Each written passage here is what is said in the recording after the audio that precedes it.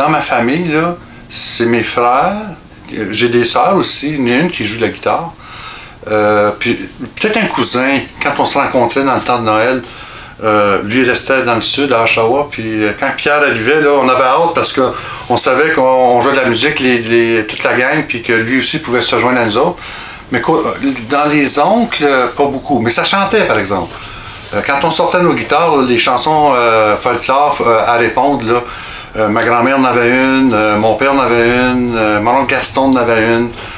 Chacun avait sa chanson, puis quand ça commençait, mais tout le monde chantait sa chanson, puis ça faisait la soirée, c'était un peu comme ça.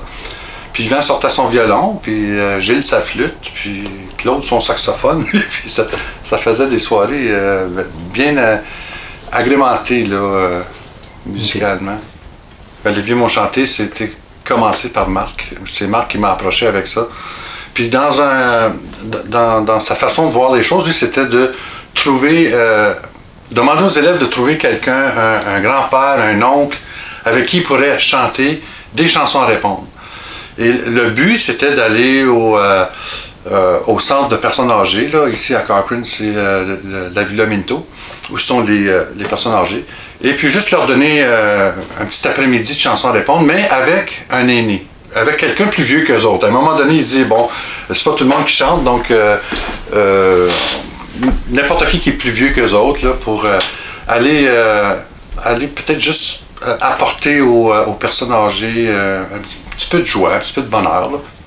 Oui, c'est ça. Ce qu'on fait avec ça, je pense qu'il est important, c'est on les initie, on les sensibilise à cette réalité-là, qui est autre chose que qu'est-ce qu'ils ont tout le temps dans les oreilles, qui est toutes sortes de musiques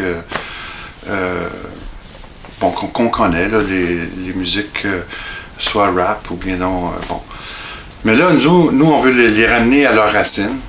Puis je sais que j'ai des élèves que quand le temps des fêtes va arriver, ils vont dire OK, on se ramasse dans telle famille, puis on amène nos guitares, nos accordéons, puis on chante.